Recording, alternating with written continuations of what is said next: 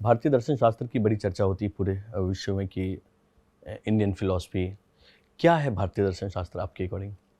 एक शब्द में अगर मैं कहूँ, जी। हर ऑर्डिनरी में एक्स्ट्रा ऑर्डिनरी देखना।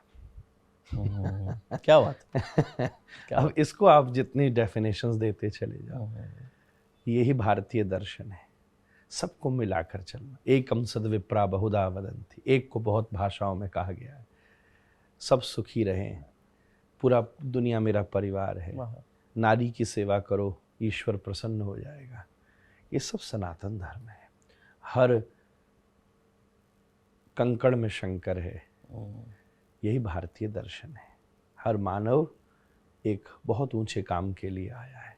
सबको स्वीकार, सबको मिला के चलना।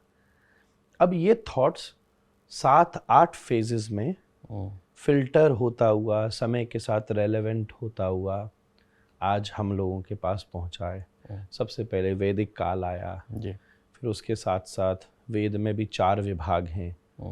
एक है अरण्यक है, एक है संहिता, एक है ब्राह्मण, एक है वेदांत। अब ये तो बहुत डीपर, जो क्लासरूम में कोई बैठे तो बैठ के समझाऊं उसको कैसे उसका विभाजन हुआ है।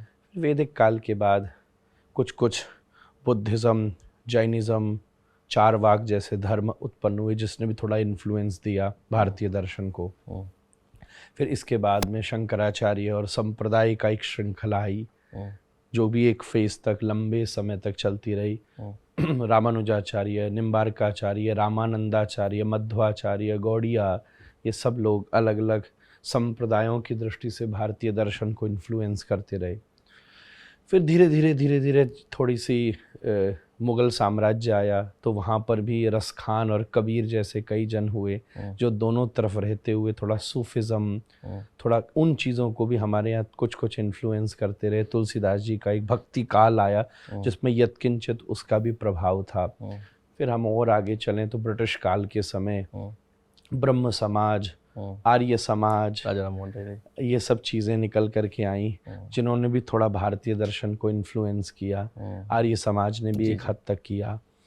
धीरे धीरे वो सब एक श्रृंखलाएं अब शुरू हुई ब्रिटिश काल में समाजों की, जिसने फिर भारतीय दर्शन को इन्फ्लुएंस किया थोड़ा थोड़ा, क्योंकि मिशनरीज भी अपना काम कर रही थी। तो दोनों का एक प्रकार से अरविंदो घोष आ गए उन दिनों। ये सब भारत के विचारक लोग थे। फिर और आगे विषय चला तो सब चीज़ अपने अपने इन्फ्लुएंस में खड़ी हुई। एक तरफ महर्षि महेश योगी आ गए, शिवानंद आ गए, जय कृष्णमूर्ति आ गए, ओशो आ गए। इस प्रकार से जो दर्शन के कई सारे लोग आए, जिन्होंने फिर से इन्फ्लुएंस किया। फिर वर्तमान में जो धर्म आया, उसमें राष्ट्रवाद भी है, संप्रदायवाद भी है, वैदिकवाद भी है, समाजवाद भी है। वो सब आते आते आते आते इन्फ्लुएंस्ड हुआ। फिर गुरुओं का अनुभव, मिस्टिक्स वर्तमान समय में आए। योग भी अपना इन्फ्लुएंस दे रहा है सबके जीवन में, भक्ति भी दे रही है, भक्ति काल की संप्रदायों को भी लोग समझ रहे हैं। पूरा एक मिक्स होके भारतीय दर्शन इस समय आकर के खड़ा हुआ है। टेक्निकली मैं आप बताऊं तो हम और आप सेकंड जनरेशन है जो स्वतंत्र भारत में पैदा रही है। हमारे दादा लोग तो उस समय देश की स्वतंत्रता की बातें करते थे। पिताजी सब एज उस मिड इन्फ्लुएंस में थी, जहां अभी भी स्वतंत्रता संग्राम भी इन टॉक थी और development of the India in talk था। अब इस समय का जो फेस है वो भारतीय विकास से के साथ जुड़ा हुआ है, इसलिए इसमें सब कुछ सम्मिश्रण है। और ये तो सब एक हिस्टोरिक बात मैंने आपसे कही। भारतीय दर्शन का आधार यही है। और अगर मैं जरा टेक्निकल बात कह दूं लास्ट आधे मिनट में, तो ये 4-5 पॉइंट हैं जो भारतीय दर्शन में सब तरफ स्वीकार होते हैं।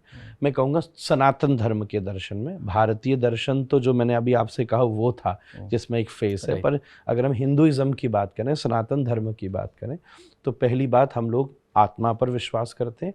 दूसरी बात कर्म और प्रारब्ध पर विश्वास करते हैं। तीसरी बात हम पुनर्जन्म पर विश्वास करते हैं। चौथी बात हम मुक्ति पर विश्वास करते हैं। पांचवी बात हम भगवान पर विश्वास करते हैं। ये 5 चीज़ें कश्मीर से कन्याकुमारी, अलग अलग भाषा, अलग अलग पहनावा, अलग अलग देवता, अलग अलग ग्रंथ, अलग अलग पूजा, पर ये 5 चीज़ सब जगह बिल्कुल एक सी है। ये सनातन धर्म का मूल दर्शन है। और सार की बात, कुछ ऑर्डिनरी नहीं, सब एक्स्ट्रा ऑर्डिनरी है। ये अच्छी लाइन है। अभी जैसे कि आपको ऐसा नहीं लगता कि कभी जो टाइम चल रहा है इसमें हम लोग कुछ ज़्यादा ही भक्तिमय हो रखे हैं पूरा भारत, मतलब देश में और भी चीज़ें हैं जिस पे चर्चा हो रही है, लोग काम भी कर रहे हैं, बट कुछ ज़्यादा ही भक्ति का माहौल हो रहा है।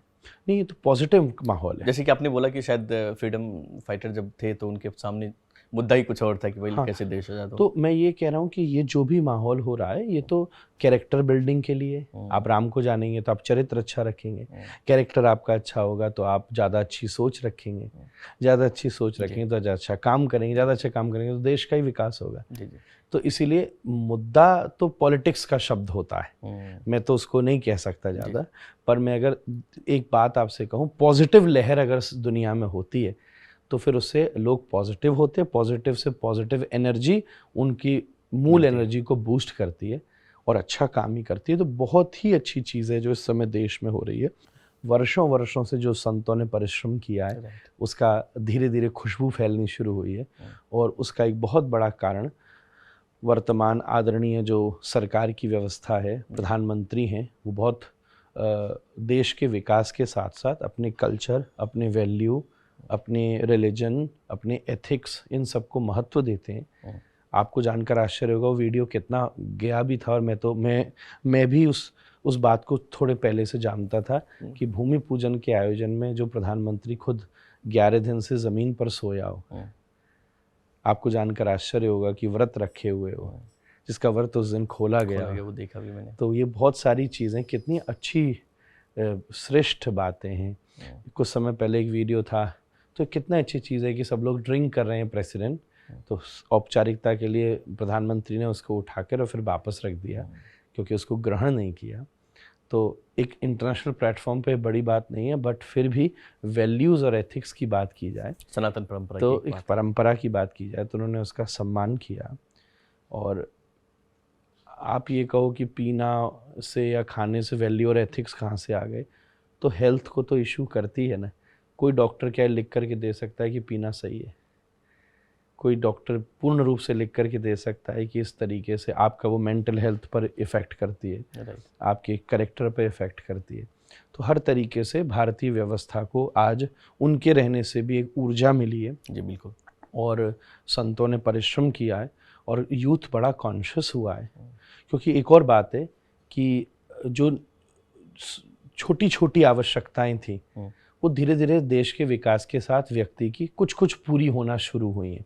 100% नहीं, पर एक बहुत बड़े स्तर पर, बड़े समाज पर खाने की, रहने की, एम्प्लॉयमेंट भी एक इशू है, फिर भी प्रोग्रेसिव फॉर्मेट में है। टूरिज़्म, वर्ल्ड प्लेटफॉर्म पर भारत का अट्रैक्शन, ये सब चीज़ों के साथ साथ जब वो एक लेवल पर आ रहा है तो धर्म तो यहाँ सदा से ही मूल में विद्यमान था, तो व्यक्ति अब उसके साथ साथ वो भी करना, और ख़ास कोविड ने इसमें बड़ी भूमिका निभाई है। मेरा ऐसा भी मानना है। जो इस समय आप कह रहे हो, ऑफकोर्स सरकार भी है, लोग भी हैं, मंदिर भी हैं, पर मेरा एक बहुत बड़ा मानना है कि हिस्ट्री कभी लिखी जाएगी तो कोविड के पीरियड को भी एक अंडरलाइन किया जाएगा। उस समय व्यक्ति ने एहसास किया है कि मटेरियल दुनिया में कुछ है नहीं, trillions and trillions of dollar आदमियों ने सब चीज़ों पे खर्च किया, वो एक छोटी सी चीज़ पकड़ में नहीं आ रही थी। एक सिलेंडर के लिए खरबपतियाँ भी पीछे पीछे घूम रहे थे। उस टाइम पर उनको जॉइंट फैमिली, स्पिरिचुअलिटी, इन सब चीज़ों ने बहुत ऊर्जा दी है। इसीलिए सबसे बेस्ट टाइम उस समय उसने, मैंने खुद ने भी उस समय मेरे द्वारा 1-2 ग्रंथ निकल गए, ये भगवद गीता रखी है, ये भी उसी समय की निकली हुई है। कई लोगों को मैंने देखा कि, और मैं आपको एक चीज़ बताऊं, मैं समझता हूँ इंडिया में जो पॉडकास्ट का रुख आया ये भी उसी से निकला, उसी दौर का है। फिर कितना बड़ा एक ट्रांसफॉर्मेशन आई, जो OTT प्लेटफॉर्म्स हैं, वो भी तो हर एक लाइन में OTT प्लेटफॉर्म्स आ गए कोविड के बाद। आप देखिए होम डिलीवरीज ज़्यादा हो गई, ई-कॉमर्स सेकंड स्तर पर चला गया, वर्क फ्रॉम होम होने लगा, वर्क फ्रॉम होम सेकंड स्तर पर चला गया, पॉडकास्ट सेकंड स्तर पर चले गए, तो धर्म भी सेकंड स्तर पर चला गया।